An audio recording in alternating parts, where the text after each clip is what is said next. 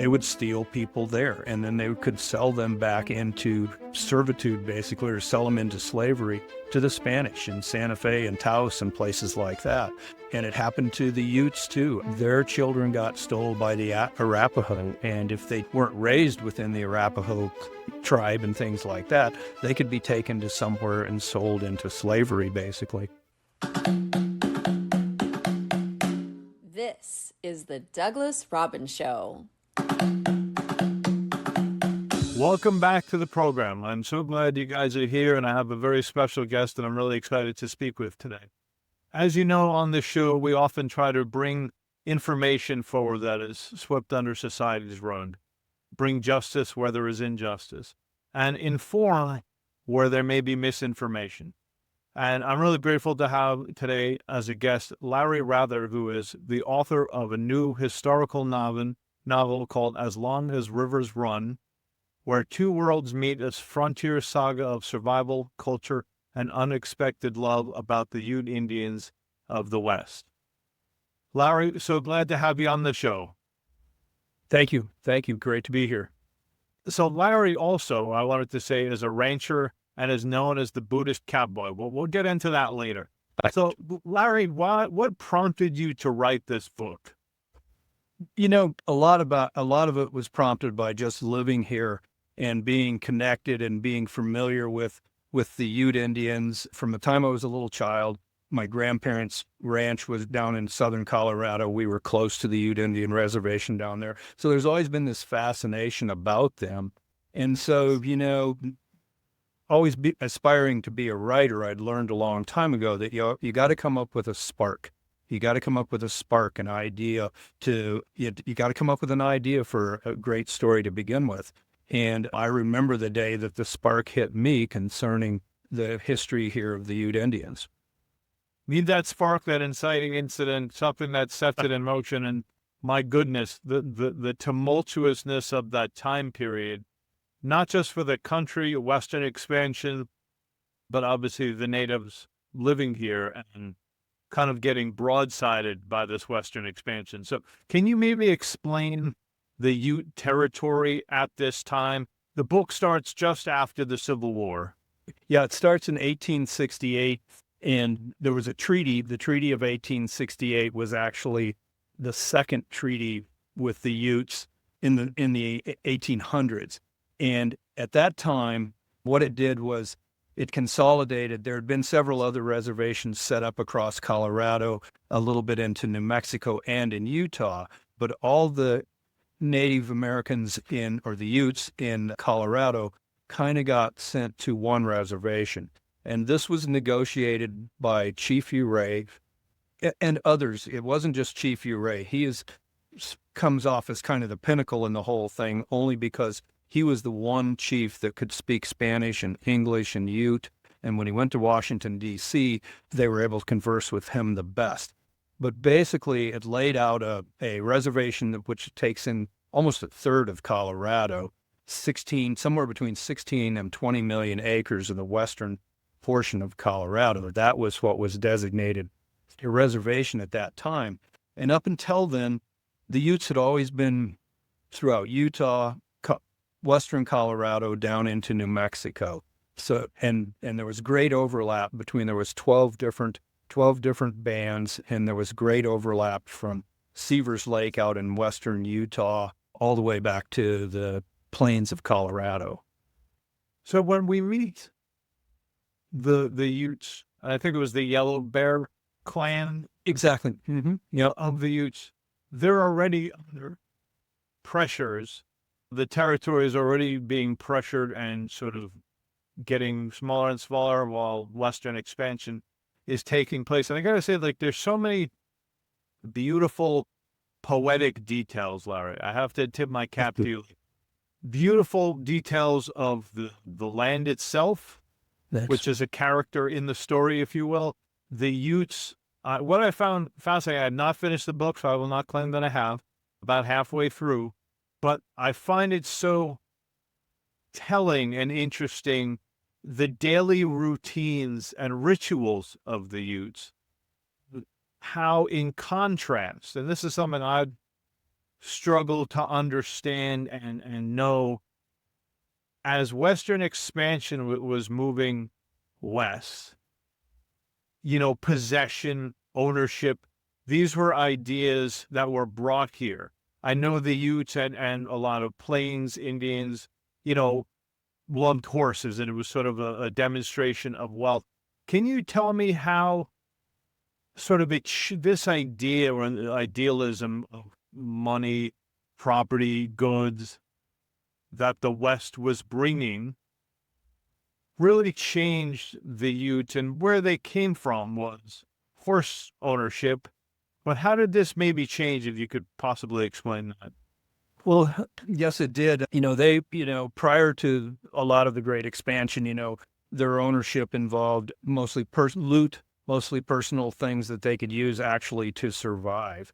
And, the horses showed up in the picture around 1640 and gradually spread out through the West and everything. The Utes being they got early acquisition of the horse and everything. So it became part of their culture pretty soon. And so those were the main things. I mean, territory, it was all about food. So much of it was about food. If you had territory, you had food, because every single year there would come a time when food was a struggle. And then once you got horses, then that expanded your ability to cover more territory to get more food, just to secure more food and everything. And so then as Europeans, as people expanded into the West, they brought things that it wasn't like these Utes had never seen, but all of a sudden there was lots of things, like even an axe, a steel axe was a big deal, axe of pots and pans.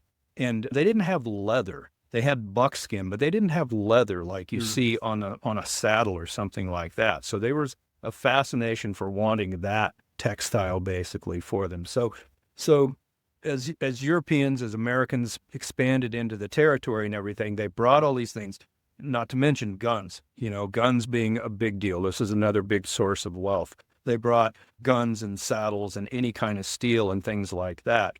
Along with it, alcohol showed up too. And so, that was basically to the detriment of them. But all these things became a new form of ownership. And it was about making their lives easier. As simple as needles. Needles were a big deal.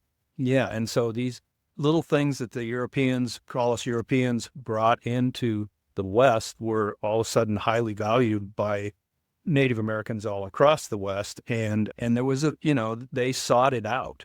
And they would do what they needed to do. They would do what they needed to do to get the stuff, and that could include raiding for it, actually taking it from someone else. But they came up with ways to buy the stuff and trade for the stuff too. So they created an economy out of their territory. Like if they could sell meat and hides were the big deals. If they could sell meat and hides to people from Denver, every which direction, then they could trade that for pots and pans and steel and things like that. Tell me what is the Ute reservation now, currently? Okay. So in Colorado, there's only 2 reservations, and they're really just slivers. One is the Southern Ute Reservation, based out of Ignacio, Colorado, and the other one is over closer to the Four Corners. That's the Mountain Ute Indian Reservation. And those are just slivers that run parallel to the Colorado border, basically. They lap into New Mexico a ways. They're small. The other closest reservations are up in Vernal, Utah, and Roosevelt, Utah, up in northeast Utah. And the majority of the Indians that eventually or in western Colorado that had to go to a reservation wound up in the Uinta Basin on those 2 reservations up there. Sure.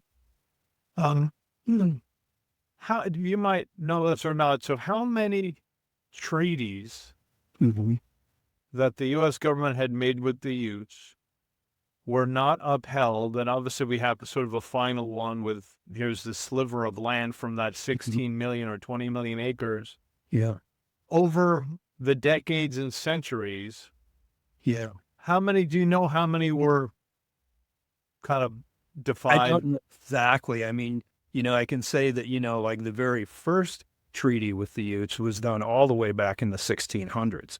And that was done with the Spanish. And so all got together and decided to, they decided on territory and things like that to a degree. But that was so long ago, and it was so loosely written that it hardly ever held any validity. And then it wasn't until like 1850 that one of the very first treaties was set up with the Indians in the southeast part of Colorado, the Mauchis and the Capotes. And then the Treaty of 1863 was the next one. Treaty of 1868 was after that. That one got amended for the discovery of gold in the San Juan Mountains changed everything. So there was an amendment to the Treaty of 1868 and 1872 that basically took away from the Ute Indians the majority of the San Juan so that Americans, Europeans could go in there for gold. And then after the Utes were extradited from Colorado, there was 2 or 3 different treaties set up with the individual groups, like the Ute Mountain Utes and the Southern Utes and the Uncompahgres. There were these smaller treaties that finalized their placement on the reservations. So before you came on the show, I was doing some research about the first treaties, and the first one was with the Delaware Indians in the East in 1778. So immediately, as soon as the country was formed, creating these treaties, which obviously never held. They never held water, right? That's as long as the river runs, as long as the grass is green. You hear these. This is in the statement, right? This is in the treaty, the signed legal document. Yeah, the Delawares obviously were soon moved out of the East and so on and so forth with hundreds of tribes, the same result. So, Larry, can you tell us about the book a little bit more? Tell us this great story. You planted the seeds. It's post-Civil War. Reservation system is kind of coming underway. Tell us, about the book. Well, I'll tell you, first of all, about, the spark. I remember the day that the spark hit me. I'd been thinking about it for a long time, trying to come up with some way to concoct a story, realizing that these native people, they lived in this great expanse of mountains here in the West and out into the deserts of Utah and everything. And they had to cover large amounts of territory. And they really did. It's surprising. I mean, it's a chore nowadays to do a 4.5-hour trip to Denver on I-70. And these people used to do this over mountain trails and whatnot several times a year. And they just zigzagged all over the country on horseback. It's just amazing.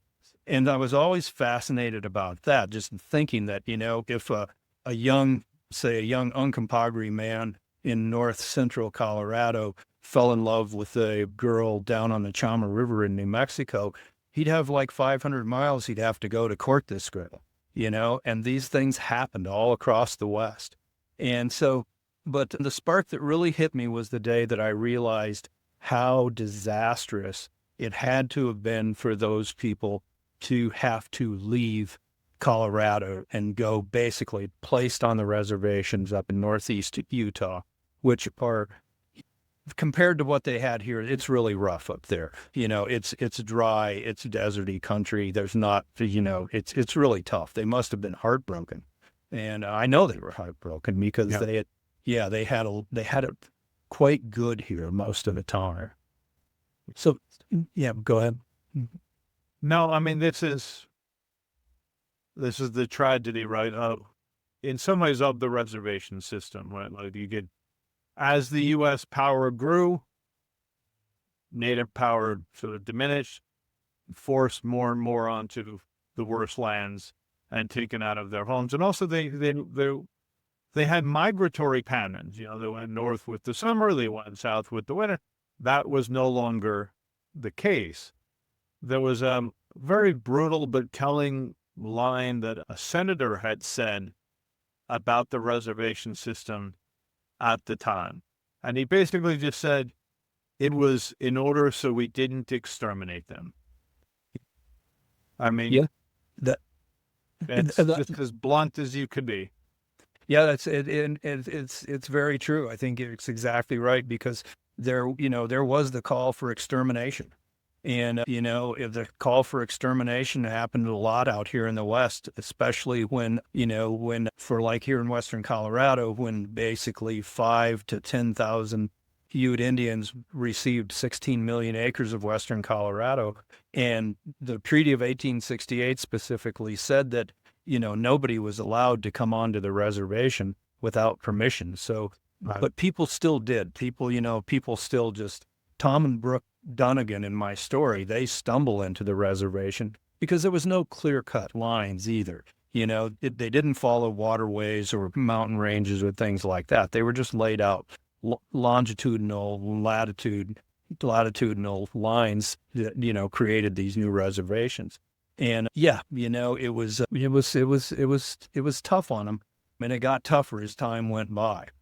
And and perhaps the reservations did save them from extermination. Luckily, there was enough people across the country. Not everybody, wished for extermination of them for sure, but there was people, primarily back east, that were like, no, don't do this. They couldn't really, feel the feel the tragedy, feel the wickedness of what would go on sometimes out here in the West. And so, luckily there were senators that basically did work to keep them, to get them onto reservations, to preserve the right to life, basically. Yeah. Right, because you go from this lush countryside that provides food, water, sustenance, to dry dirt conditions where you can't hunt the same way you had hunted. Now you kind of have to try to be farmers where nothing grows. So that leads to the whole reservation issue and poverty and all sorts of things that started back then. But so tell us about this story, because you have so many converging forces. You have of Tom and Brooke and the Utes. And so tell us just, and nature, and then Western expansion. So just kind of give us a synopsis of the story, if you would. Well, so Tom Dunnigan, the protagonist in the story, he came out of the Civil War, and he was an educated guy, Western Reserve University back in Ohio. And so he came from a somewhat well-to-do shipping family around Toledo, Ohio, on the Great Lakes. And so he wound up in the Civil War because he was educated. He wound up being thrown into the service as a surgeon's assistant. And before too long, he was literally doing surgeries of all kinds. And he didn't have the training for it. He wasn't set up for it, but that's what he did. And so after the war, he and his wife, and Brooke being a little girl, they moved west. They had heard about farming opportunities in north central Colorado. They came out here to do that. And Mary, the mother, Teresa passes away. And Tom and Brooke wind up living in Denver. Tom goes to work for an assay office in Denver. This is in 1868. There was a lot of mining activity already going on in Colorado. And so he got this job, and he would hear these great stories and things about what was in the mountains and stuff like that. And he had a great wanderlust that came from him from college. He had a professor in college, Armstrong Perry, so he had a great wanderlust driven by and so he had a want to explore. And so at one point he decides to go off into the mountains, and since he was grieving the loss of his wife, he wants to protect his daughter. He decides to take her into the mountains with him. It was just supposed to be a jaunt into the mountains for the summer, more or less. They cross the Continental Divide, and they bump into Bo River and his son Waterbird, who were part of a family band called the Yellow Bears.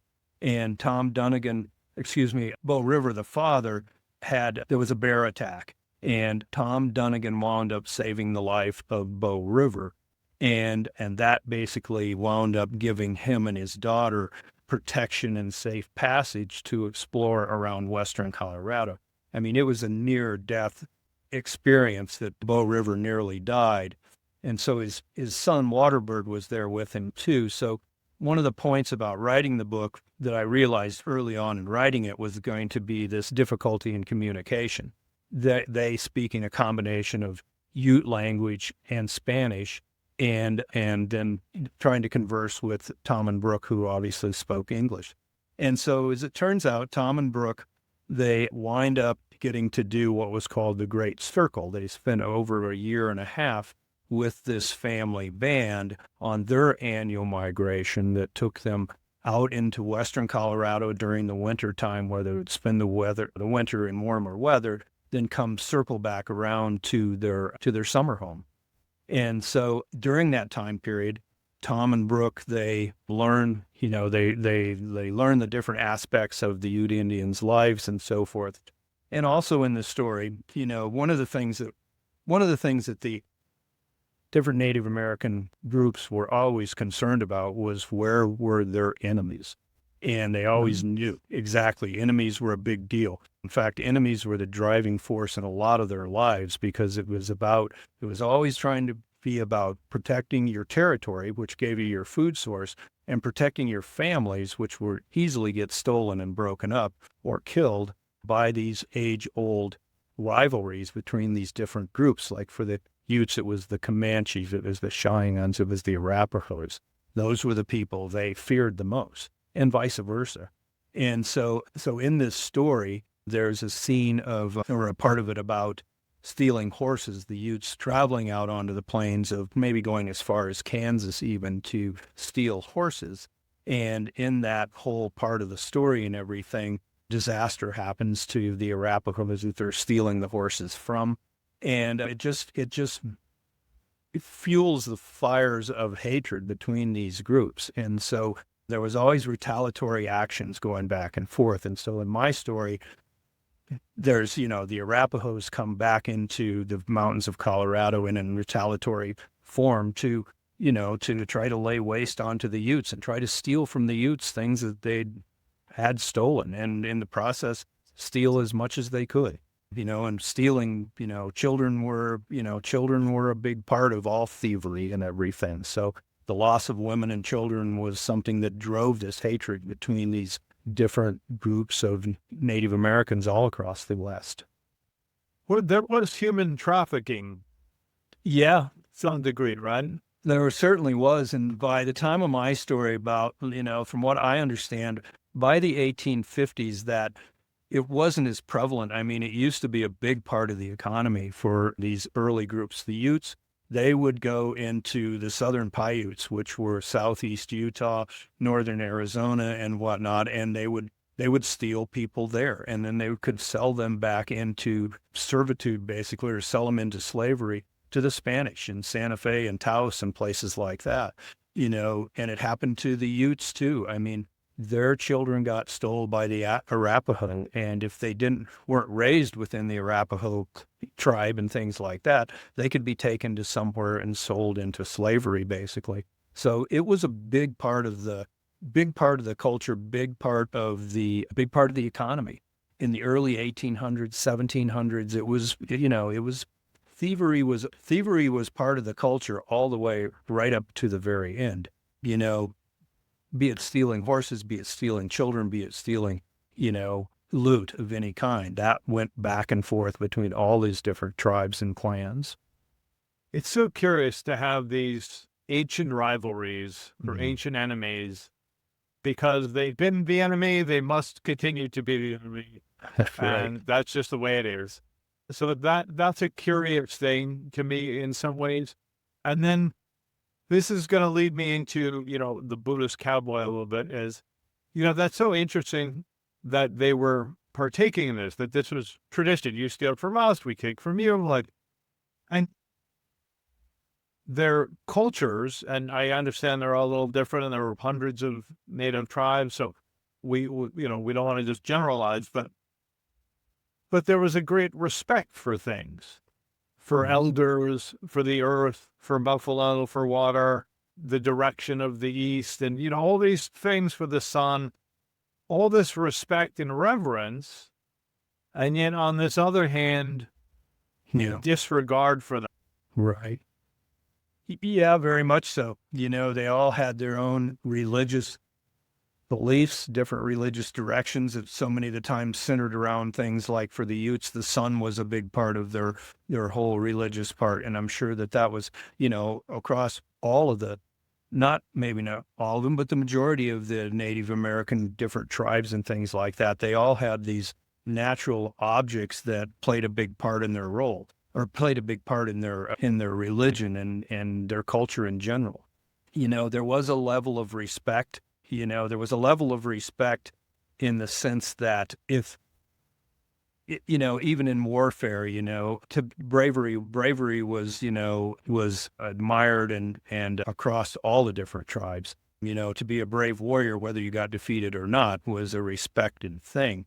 But yet, the hatred went back centuries. Now, not always. I mean, at different times, even for the Utes, they would make a treaty for a certain while with the Navajos, and they got along for a while. But then some little thing would happen, and it could just shift the whole dynamics of the whole tribe. So they went back and forth. Historically, the Utes, the Arapahoes, the Cheyennes, and the Comanches, those were their traditional enemies pretty much across the board. Yeah. Just these tribal hatreds and misunderstandings, different languages, whatever it might be. But that's where you drew the line. So, Lyra, I was hoping you could explain maybe some things about how, and this is going to lead me to the next question, like what they did, some practices that they did that were of reverence to the earth. Some things what they would do as a collective or individually for an animal, for a spirit, for water. Could you just maybe explain that type of sort of built-in belief system of giving thanks and reverence? Yeah, right. Yeah, it's historic. It probably goes way back in that there was this great understanding that, that they needed the basic things all the time. They needed water. So there was a great reverence for water. There was probably not every day, but there was a constant realizing that, no, we really appreciate having this. And to this day, I know Native American or Ute Indians in particular, some of them say thank you to their water every day to this day.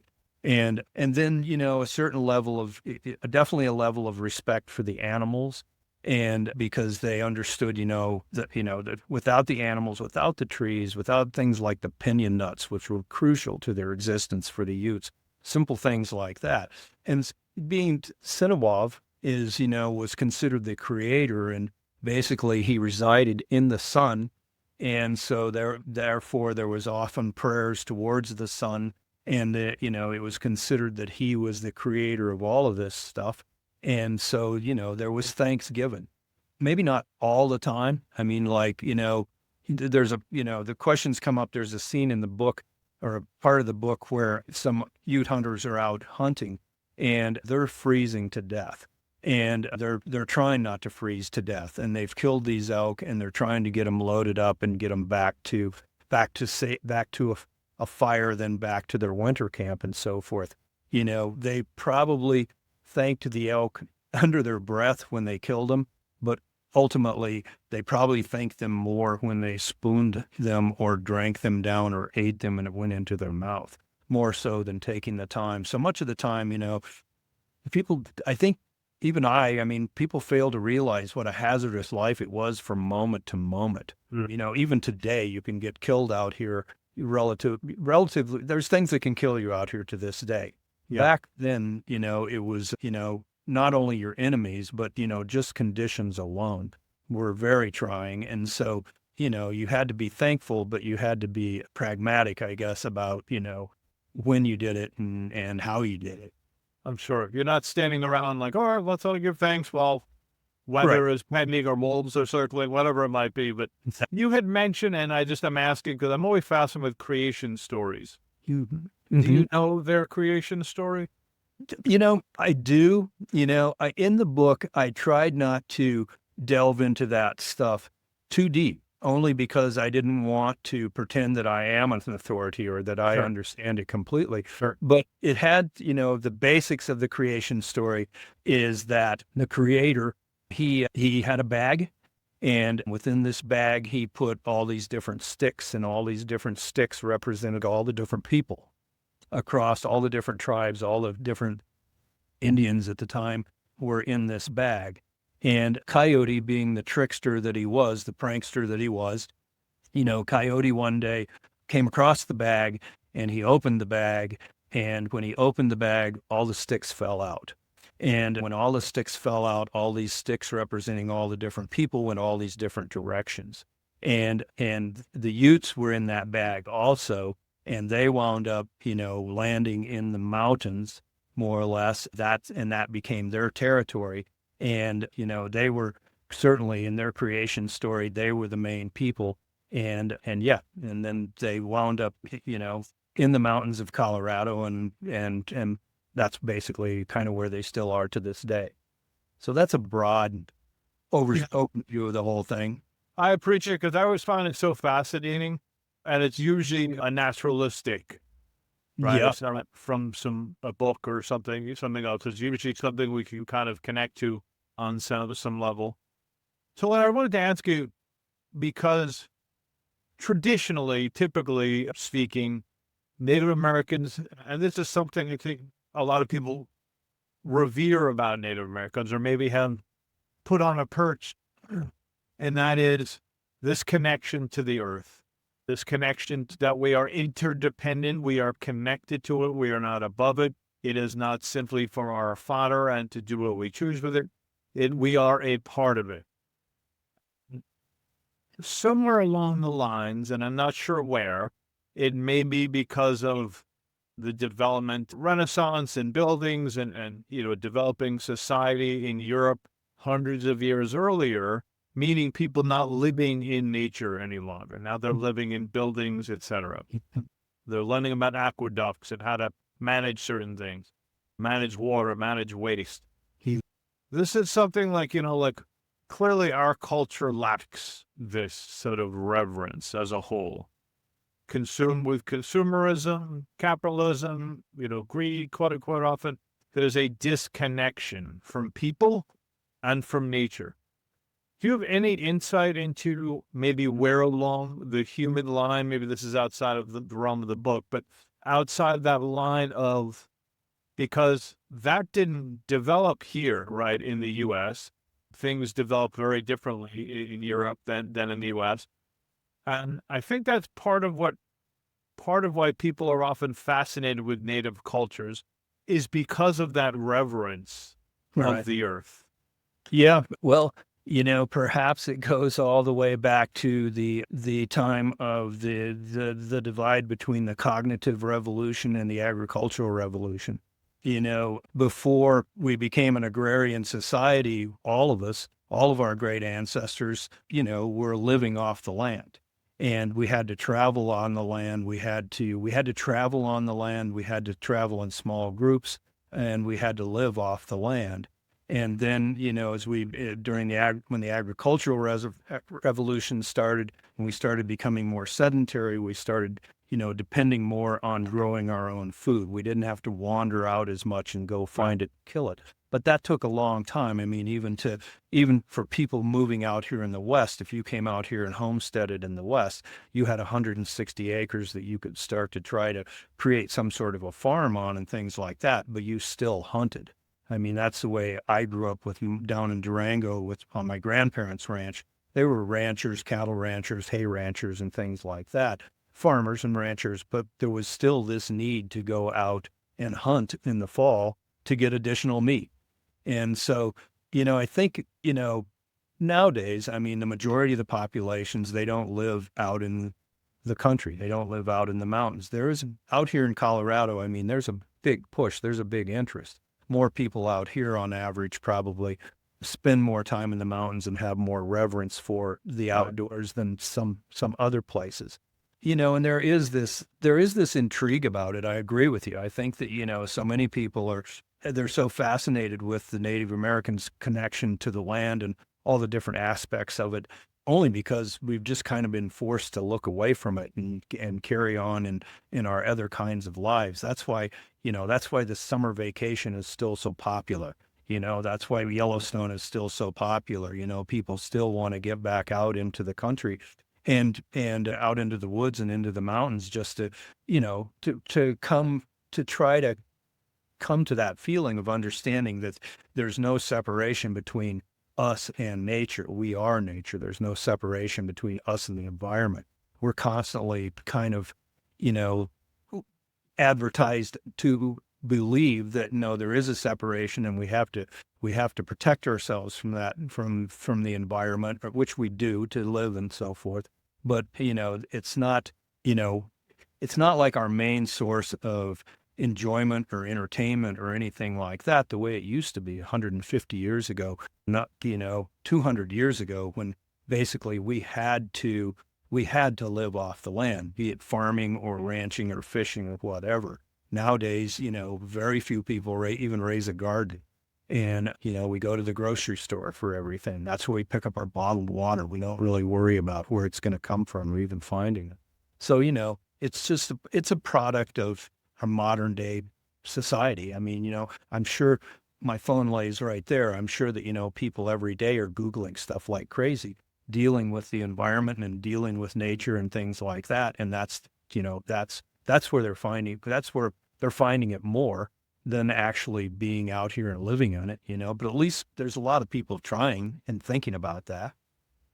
Yeah, I agree 100%. It's so antithetical to destroy one's own environment, to pollute Yeah. one's own environment. I think we probably the only species on the planet who does this. But, obviously we're the most influential.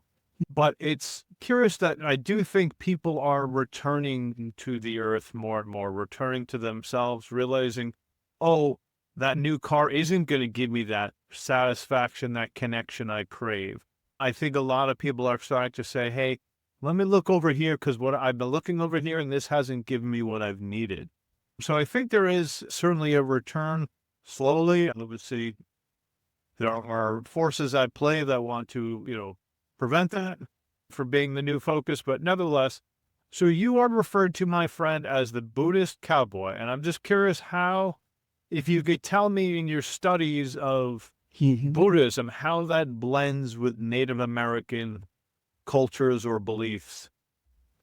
Well, I guess, in both, and especially, within the Buddhist practice, there's this great understanding and great emphasis on on the product of awareness, being aware of what's really going on, or, diving deeper into, to understanding that, that awareness being this thing that's around us all the time and everything, but we hardly ever take time to notice that, no, I'm aware of everything that's around me right now, and you and everything like that, and being totally aware, whereas like for the, and part of this shows up in my book without a doubt, in that how the Ute Indians needed to be so aware all the time.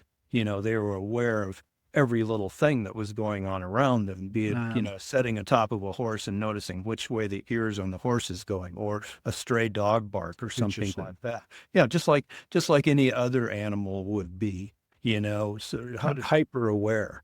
And, then along with that, connecting it to Buddhism, connecting it to the fact that I believe that most Indians, or most Native Americans, however we say it, there was time given to be still, whether it be a vision quest or just being out in the woods and things like that. They probably understood that there was so much wisdom arose out of stillness or silence. And, that's where they had to, same with the Buddha. I mean, he didn't have anything to read. He had no written language. Everything he learned and understood, basically came through his own mind and the environment that he sat in, and how the two played together. And I imagine that was true for a lot of Native Americans too. I mean, they didn't have any written language. They didn't have, everything that they came across. They had to develop their own understanding of it. And they didn't have much help. And so they were more reliant on themselves. Within Buddhism, we talk about seek refuge within. You don't try to go out and find, it's easy to try to go there and try to find salvation, or try to find happiness, or go here or go there. And ultimately seek all refuge within, because it's basically our minds are our lives, basically. And so, the answers and the understandings, our happiness lies within our mind. Our happiness doesn't lie anywhere else. How could it? And so I imagine that the Native Americans felt a lot of the same sense. That was beautifully said, Larry. Oh, thank you. Yeah. And if people want more of that beautiful ancient wisdom, you can check out Larry's book, Larry Rather, As Long as Rivers Run. Larry, would you like to plug anything, or besides the book, or is there anything maybe people could find you somewhere else? Or It's definitely, it's on Amazon, it's on bookshop.org, it's available at Barnes and Noble. If you seek it out by my name, Larry Ray Rather, or by the title As Long as Rivers Run, it's pretty easy to find. Yeah, I think it's a book. It's an adventure book. It's an adventure book and it's a romantic book. I, tried to make it a beautiful book because the setting is beautiful, and the combination of adventure and romance is a beautiful thing. well, I've only read about half, and I can see that it's heating up, and that it has all those components that make a great book. And again, that Wonderful. ancient wisdom is there. So, Larry Rather, it's been such a pleasure having you on the show. Thank you so much. Been a pleasure doing it with you. Be well now. Okay. This is the Douglas Robbins Show.